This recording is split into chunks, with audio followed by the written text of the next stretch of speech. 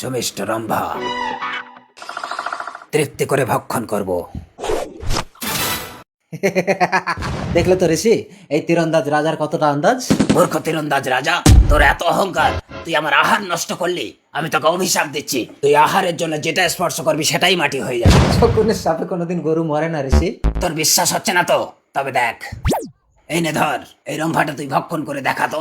দিন দেখি, এ তো মাটি হয়ে গেল। আমাকে ক্ষমা করো ঋষি, এরকম সব জিনিসটা যদি মাটি হয়ে যায় আমি তো না খেতে পেয়ে মরে যাবো ঋষি। ঠিক আছে, কোন বিবাহিত পতিব্রতা স্ত্রী যার এখনো কোনো সন্তান হয়নি, সে যদি তার বুকের দুগ্ধ তোকে পান করায় তবেই তুই অভিশাপ মুক্ত হবি। বাবা, এ তুমি কেমন আশীর্বাদ দিলে? কোনো বিবাহিত পতিব্রতা স্ত্রী যার কোনো সন্তান হয়নি, সে আমাকে কেন বুকের দুগ্ধ পান করাবে? আল্লাহর নামটি দেখে যে এড়িয়ে যাবে তার মনের ইচ্ছে কখনো পূরণ হবে না। তাই আল্লাহর এই নামটির জন্য লাইক এবং সাবস্ক্রাইব করো। কি করে এই সাপ মুক্ত হবো? রানী, এ কি রাজামশাই, তুমি এত রাতে শিকার না করে চলে এলে? রানী, আমি খুব ক্ষুধার্ত, আমাকে কিছু খেতে দাও। দাঁড়াও, আমি তালের বড়া করেছি। প্রচন্ড ক্ষুধা। এই নাও, আমি তালের বড়া করেছি, এগুলো খাও। এ কি, আহার মাটি হয়ে গেল কেন?